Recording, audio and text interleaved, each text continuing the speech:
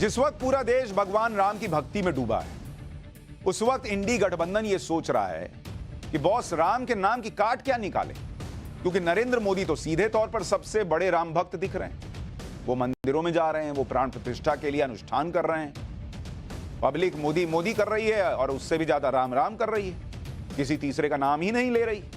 ऐसे में इंडी गठबंधन को टेंशन हो रही है कि क्या करें कि नरेंद्र मोदी को रोकें। इंडी गठबंधन को चिंता इस बात की है कि वो ऐसा क्या करें कि राम भक्तों और हिंदू समाज के अधिकतर वोट नरेंद्र मोदी को ट्रांसफर होने से रोका जा सके, क्योंकि इन्होंने शुरू में प्लान तो यही बनाया था कि मोदी के खिलाफ सब मिल जाएंगे, वोट बटेगा, जो वोट हम में बटता था वो बटेगा नहीं और गठबंधन बनाकर एकजुट हो जाएंगे और नरेंद्र मोदी को हरा देंगे। लेकिन इनसे ना तो सीट की प्लानिंग हो रही है, ना बातें बन रही हैं, और ऊपर से अब तो अलग ही माहौल बन गया। राम भक्ति के इस माहौल में ऐसा लग रहा है कि जो वोट इंडी गठबंधन को जाने वाला था वो भी हो सकता है कि नरेंद्र मोदी को शिफ्ट हो जाए। इसलिए इंडी गठबंधन छटपटा रहा है और ये छटपटाहट इनके बयानों और इनकी नई प्लानिंग में दिख रही है। तो एक तरफ इंडी गठबंधन क्या कर रहा है और नरेंद्र मोदी ने कैसे राम राज्य वाला काम किया है, आज इसके बारे में आपको पहले बताता हूं। लेकिन पहले छटपटाहट देखिए इंडी गठबंधन। जिस दिन प्राण प्रतिष्ठा वाला कार्यक्रम है, उसी दिन अब ममता बनर्जी कह रही हैं कि वो बंगाल में सद्भावना रैली निकालेंगे। उसी दिन 22 तारीख को अरविंद केजरीवाल ने दिल्ली में सुंदरकांड का पाठ करवाना शुरू कर दिया है कि हम तो भाई हनुमान जी के भक्त हैं, मोदी जी राम भक्त हैं, हम हनुमान भक्त हैं। राहुल गांधी ने कहा है कि 22 जनवरी को मोदी आरएसएस का कार्यक्रम है, इन्होंने अपना एक अलग राग अलापा हुआ है। कल तक राहुल गांधी की पार्टी के लोग अयोध्या में डुबकी लगा रहे थे। इतना ठंडा में ये लोग पानी में सरयू में जा के नहा रहे थे, क्योंकि इनको लग रहा था कि कुछ तो यूपी में वोट मिल जाए। रामलला के दर्शन कर रहे थे।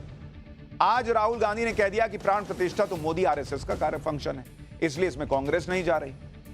एक बार राहुल गांधी को सुनिए, फिर याद दिलाता हूं कि राहुल गांधी कैसे धर्म की बातें किया करते थे। तो ये राम मंदिर 22 तारीख का फंक्शन जो है, ये राजनीतिक फंक्शन बन गया है। हिंदू धर्म के जो हमारे लीडर्स हैं, जो अथॉरिटीज हैं, उन्होंने कहा है कि वो नहीं जा पाएंगे क्योंकि ये राजनीतिक फंक्शन बन गया है। आरएसएस ने, बीजेपी ने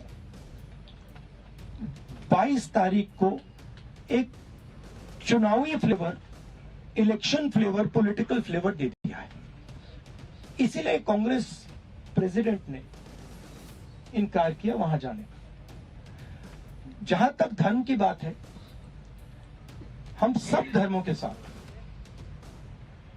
ये कहना चाहते हैं कि जो भी जाना चाहता है जा सकता है, कांग्रेस पार्टी से जा सकता है, but we cannot be party to a political function. It becomes very difficult for us when the Prime Minister of India and the RSS, our principal opponents, have captured a function and turned it into a election function.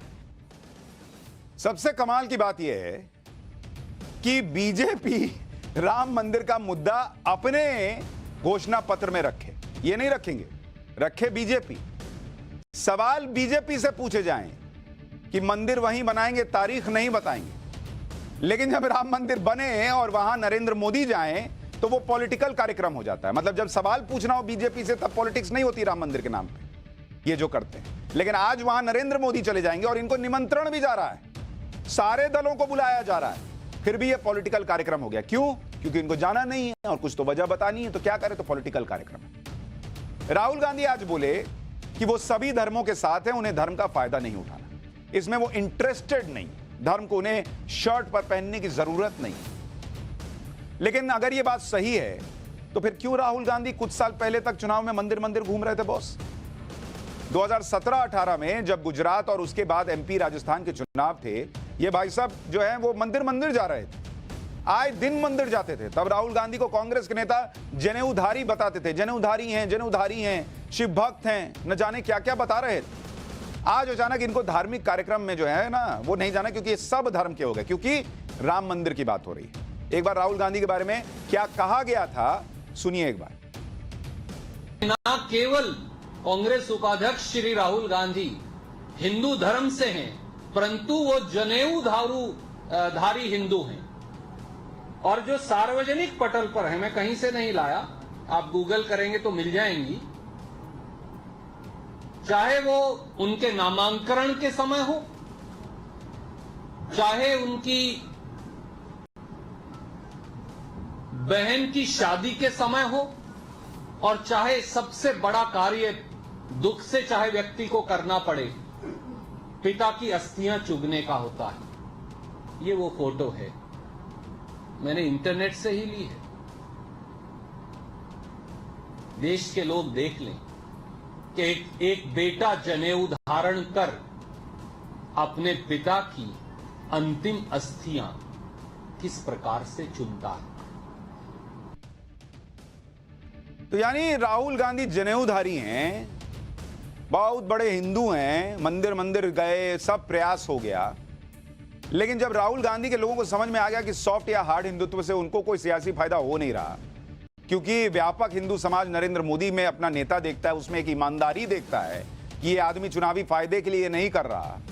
ये जब मुख्यमंत्री थे तब भी करते थे, प्रधानमंत्री हैं तब भी कर रहे हैं, और जब कुछ नहीं थे तब भी करते थे। लोगों को कनेक्ट दिखा।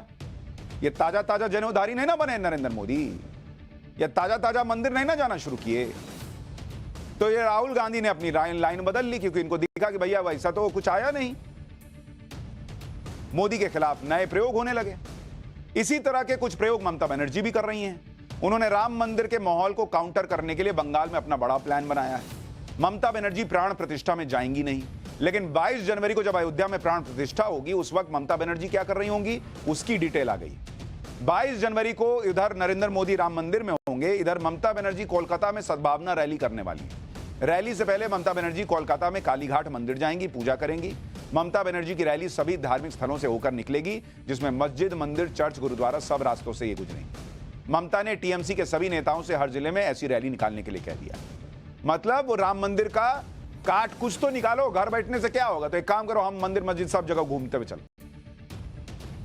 ममता बनर्जी ने यह भी कह दिया कि प्राण प्रतिष्ठा कोई नेताओं का काम नहीं है, ये तो पुरोहित और साधुओं का काम है, हमारा काम तो विकास पर ध्यान देना है। अच्छा, यानी एक तरह से ममता बनर्जी ये कह रही हैं कि नरेंद्र मोदी तो सिर्फ मंदिर में ही बिजी हैं, लेकिन इसका सच भी आज आपको बताऊंगा। क्योंकि सच ये है कि जिस राम राज्य की हम बात करते हैं, कल्पना करते हैं, वो राम राज्य क्या हो सकता है। कोई प्रभु राम थोड़ी हो सकता है, कोई प्रभु राम के जैसा काम थोड़ी कर सकता है। लेकिन प्रभु राम जिस तरह से जो सबसे पिछड़ा तबका है उसके लिए भी सोचते थे, सबको इकट्ठा करते थे, अगर वही कहीं भी हो जाए तो वही दरअसल राम राज्य है, जहां सबको सम्मान मिले, नारी को सम्मान मिले, पिछड़े समाज को सम्मान मिले, यही राम राज्य है। और क्या है, और यही काम नरेंद्र मोदी ने किया है, इसकी रिपोर्ट आई है। सच यह है कि विपक्ष नरेंद्र मोदी के खिलाफ जो भी माहौल बना ले, राहुल गांधी, ममता बनर्जी जो कह लें, लेकिन सच यह है कि नरेंद्र मोदी का ध्यान सिर्फ राम मंदिर निर्माण पर नहीं बल्कि राष्ट्र निर्माण पर भी है। आज ही नीति आयोग की रिपोर्ट आई है जिसमें बताया गया है, आप देखिए कि क्या काम हुआ है बॉस देश के अंदर। आप कहेंगे कि ये तो जबरदस्त चीज हो गई। 2013-14 से लेकर 2022-23 कितना साल हो गया, 9 साल हो गया ना बॉस। ये 9 साल में देश के अंदर नरेंद्र मोदी ने क्या किया है, 24 करोड़ 82 लाख लोग। ये क्या हुआ है इन 24 करोड़ 82 लाख लोगों के साथ, ये गरीबी रेखा से ऊपर आए। ये 24 करोड़ लोग 24 करोड़ 82 लाख, मतलब अगर मोटे तौर पे पकड़िएगा तो करीब 25 करोड़ लोग इस देश में बीते 9 साल में गरीबी रेखा से ऊपर उठे। और इसको अगर आप हर साल में तोड़िएगा तो हर साल करीब करीब 2 करोड़ 75 लाख लोग गरीबी रेखा से बाहर निकले। हर साल 2.25 करोड़ लोग। और इसमें सबसे ज्यादा संख्या कहां है आपको पता है? सबसे ज्यादा यूपी, जहां 5 करोड़ 94 लाख लोग गरीबी रेखा से बाहर आए। 5 करोड़ 94 लाख गरीबी रेखा से बाहर आई ये संख्या। उसके बाद है बिहार, जहां पर 3 करोड़ 77 लाख लोग गरीबी रेखा से बाहर आए। और उसके बाद है मध्य प्रदेश, जहां पर 2 करोड़ 30 लाख लोग गरीबी रेखा से बाहर आए। अब आप सोचिए 25 करोड़ लोगों का गरीबी के फेर से बाहर आना कोई छोटी बात नहीं है बॉस। 25 करोड़ तो कई देशों की जनसंख्या नहीं होती है जितने लोग इस वक्त जो है वो गरीबी रेखा से बाहर आए बीते 9 साल। तो और क्या बेहतर होगा अगर आप गरीब के लिहाज से सोचिए कि उसको ऊपर उठने का मौका मिल रहा है। और ऐसे बड़े काम एक दिन या कुछ महीने में नहीं होते, बल्कि ये बड़े काम लगातार ग्राउंड पर चलते रहते हैं। तो ऐसा नहीं है कि खाली नरेंद्र मोदी मंदिर बनवा रहे हैं। मंदिर तब बन जाए और प्रभु श्री राम की कृपा तो तभी ना बरसी जब ये 25 करोड़ लोग गरीबी रेखा से बाहर आए। वही तो असली जो है राम राज्य की अगर कोई कल्पना हो सकती है तो यही ना है कि गरीब जो है वो उठे। गरीबी घटने पर नीति आयोग की नई रिपोर्ट के मुताबिक भारत में मल्टी डायमेंशनल पॉवर्टी 17.89% तक कम हुई है। साल 2013-14 में मल्टी डायमेंशनल पॉवर्टी 29% पे थी जब नरेंद्र मोदी प्रधानमंत्री नहीं बने थे, 29% पे थी। अब ये 2022-23 में घट के 11.2% पर आ गई, 17% डाउन हुई है ये। अब आप सोच रहे होंगे कि भाई ये मल्टी डायमेंशनल पॉवर्टी होती क्या है, ये किस चिड़िया का नाम है? दरअसल ये गरीबी को मापने का एक तरीका है जिसमें यह देखा जाता है कि किसी गरीब के पास हेल्थ, एजुकेशन और स्टैंडर्ड ऑफ लिविंग की कितनी सुविधा है। रिपोर्ट तैयार करते हुए यह भी देखा जाता है कि गरीब बच्चों को कितना न्यूट्रिशन मिल रहा है, स्कूलिंग कितनी हो रही है, गरीबों के पास कुकिंग फ्यूल कितना उपलब्ध है, शौचालय है कि नहीं है, पीने के पानी की सुविधा है कि नहीं है, बिजली है कि नहीं है, मकान है कि नहीं, संपत्ति है कि नहीं, बैंक अकाउंट है कि नहीं। ऐसे 12 फैक्टर देखे जाते हैं। और नरेंद्र मोदी सरकार का यह लक्ष्य है कि जो मल्टी डायमेंशनल गरीबी है उसको और घटाना है। मनमोहन सरकार के 29% से घटा के 11% ले आए और वो मोदी कह रहे हैं, नरेंद्र मोदी, कि इसको घटा के 1% पे ले आएंगे। नीति आयोग के मुताबिक साल 2024 में ही मल्टी डायमेंशनल पॉवर्टी का रेट सिंगल डिजिट में हो जाएगा। और इस रिपोर्ट में यह भी दावा किया गया है कि भारत गरीबी को कम करने के अपने 2030 के लक्ष्य से बहुत आगे चल रहा है। अभी नीति आयोग की रिपोर्ट में यह भी बताया गया कि नरेंद्र मोदी के टाइम में गरीबी घटने की रफ्तार पहले के मुकाबले तेज रही। रिपोर्ट कहती है कि 2015-16 से 2019-21 के बीच गरीबी घटने की सालाना रफ्तार 10.66% रही, जबकि 2005-6 से लेकर 2015-16 के बीच, जिसमें ज्यादातर समय मनमोहन सिंह प्राइम मिनिस्टर थे, गरीबी घटने की सालाना रफ्तार 7.69%। यानी नरेंद्र मोदी पीएम बने तो गरीबी घटने की रफ्तार करीब 3% और बढ़ गई। नीति आयोग की रिपोर्ट में पीएम मोदी ने अपनी खुशी और गरीबी और को कम करने के अपने कमिटमेंट को फिर दोहराया। पीएम मोदी ने कहा कि ये नतीजे बहुत उत्साहजनक हैं, समावेशी विकास को आगे बढ़ाने और हमारी अर्थव्यवस्था में परिवर्तनकारी बदलावों पर ध्यान देने की हमारी प्रतिबद्धता को दर्शाता है। पीएम मोदी ने कहा कि उनकी सरकार चौतरफा विकास की दिशा में काम करती रहेगी और हर भारतीय के लिए समृद्ध भविष्य सुनिश्चित करेगी। यह भी ध्यान रखिए कि ये जो आंकड़े हैं, गरीबी घटी, 25 करोड़ लोग गरीबी रेखा के ऊपर आए, ये उस दौर में हुआ है जब रूस यूक्रेन युद्ध भी चला, जब कोरोना जैसा संकट भी आया, जब अर्थव्यवस्था इसे जुप से नीचे चली गई, तब भी लोग गरीबी रेखा से बाहर लाए गए। सुनिए एक बार प्रधानमंत्री मोदी क्या कर रहे हैं। जब कोई सरकार गरीबों के प्रति संवेदनशील होती है, जब कोई सरकार साफ नीयत से गरीबों की परेशानी दूर करने के लिए काम करती है, तो उसके परिणाम भी निकलते हैं। नीति आयोग ने कहा है कि हमारी सरकार के 9 साल में देश में करीब 25 करोड़ लोग गरीबी से बाहर निकले हैं। जिस देश में दशकों तक गरीबी हटाओ के नारे दिए जाते रहे, उस देश में सिर्फ 9 साल में करीब 25 करोड़ लोगों का गरीबी से बाहर निकलना ऐतिहासिक है। देश ही नहीं बल्कि दुनिया में भारत की ग्रोथ स्टोरी का डंका बज रहा है। उधर प्रभु राम का काम हो रहा है, इधर भारत के लिए अच्छी खबर आई है। भारत को लेकर वर्ल्ड इकोनॉमिक फोरम के अध्यक्ष बोर्गे ब्रेंडे ने बड़ा दावा किया है। भारत आने वाले समय में $10 ट्रिलियन की अर्थव्यवस्था बन सकता है, यह वर्ल्ड बैंक कह रहा है, और यह सब अगले 10 से 20 साल के अंदर हो सकता है। मोदी सरकार भी यही कह रही है ना कि 2027-28 तक $5 ट्रिलियन की अर्थव्यवस्था का लक्ष्य रखे हैं और 2047 तक हम $30 ट्रिलियन की इकोनॉमी बन जाएंगे। इकोनॉमिक फोरम के अध्यक्ष बोर्गे ब्रेंडे ने कहा कि इस साल भारत की ग्रोथ रेट 8% रहने का अनुमान है। बोर्गे ब्रेंडे ने कहा कि भारत अभी काफी आगे चल रहा है और इसमें उसकी डिजिटल इकोनॉमी का बहुत अहम रोल है। जिस डिजिटल इंडिया का मजाक उड़ाया गया, अब वर्ल्ड बैंक कह रहा है कि उसी की वजह से भारत इतना तेजी से भाग रहा है। वर्ल्ड इकोनॉमिक फोरम, माफ कीजिएगा, वर्ल्ड इकोनॉमिक फोरम के अध्यक्ष कह रहे हैं डिजिटल इकोनॉमी दोगुनी तेजी से बढ़ रही है। वर्ल्ड इकोनॉमिक फोरम के अध्यक्ष ये भी मान रहे हैं कि भारत लगातार रिफॉर्म कर रहा है और नई दिल्ली यानी मोदी सरकार इसकी अहमियत को समझ रही है।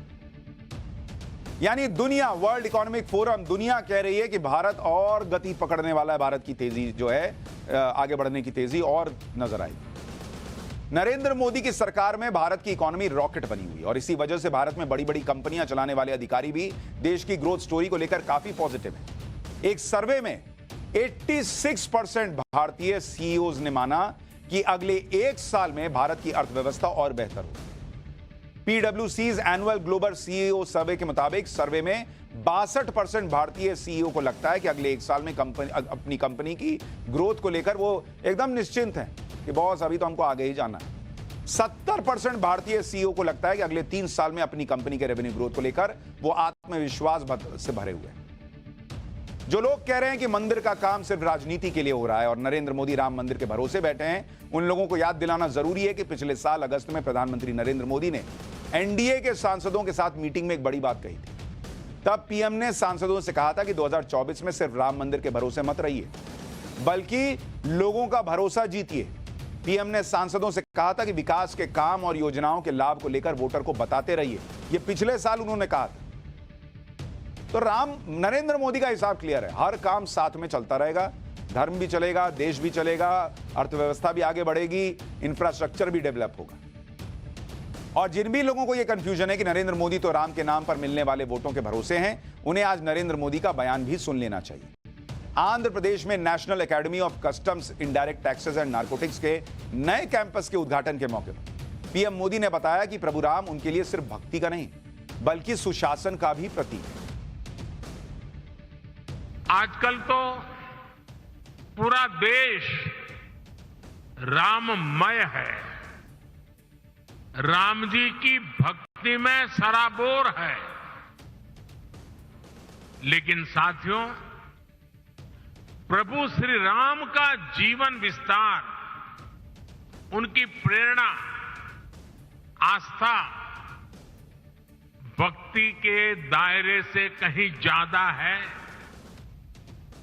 प्रभु राम गवर्नेंस के, समाज जीवन में सुशासन के ऐसे प्रतीक हैं जो आपके संस्थान के लिए भी बहुत बड़ी प्रेरणा बन सकते हैं। राम राज्य वाले सुशासन मंत्र के साथ बीजेपी ने गांव-गांव तक पहुंचने का भी बड़ा प्लान बनाया है। लोकसभा चुनाव से पहले बीजेपी हर गांव चलो अभियान चलाकर गांव-गांव तक पहुंची। इस अभियान के जरिए देश भर में 1,40,000 गांवों की परिक्रमा होगी। हर एक जिले में रोज 5 से 8 गांवों की बीजेपी परिक्रमा करेगी। गांव में चौपाल लगाई जाएगी, योजनाएं बताई जाएंगी, सुझाव भी लिए जाएंगे लोगों को। जनवरी के आखिरी हफ्ते में यह अभियान शुरू होगा और 40 दिनों तक, मार्च के पहले हफ्ते तक यह चलता रहेगा। पीएम मोदी भगवान राम को सुशासन के प्रतीक के तौर पर देख रहे हैं। वो सिर्फ मंदिर की ही नहीं बात कर रहे, वो राम राज्य लाने वाले सभी पहलुओं पर काम कर रहे हैं। लेकिन कुछ नेता इसे समझ नहीं पा रहे। इनमें से कुछ नेता ऐसे हैं जिन्हें लगता है कि वो भी पार्ट टाइम भक्ति दिखाकर वोट बटोर लेंगे या पीएम मोदी की राम भक्ति को काउंटर कर लेंगे। जैसे राम मंदिर की प्राण प्रतिष्ठा से पहले अरविंद केजरीवाल हनुमान भक्ति में डूब गए बॉस। आम आदमी पार्टी दिल्ली में हर महीने के पहले मंगलवार को सुंदरकांड का पाठ करवा रही। आज दिल्ली के रोहिणी के ऐसे ही एक भक्ति कार्यक्रम में अरविंद केजरीवाल अपनी पत्नी सुनीता केजरीवाल के साथ पहुंच गए। अरविंद केजरीवाल पत्नी के साथ हनुमान जी का पाठ करते हुए भी नजर आए। देखिए जरा वहां पर।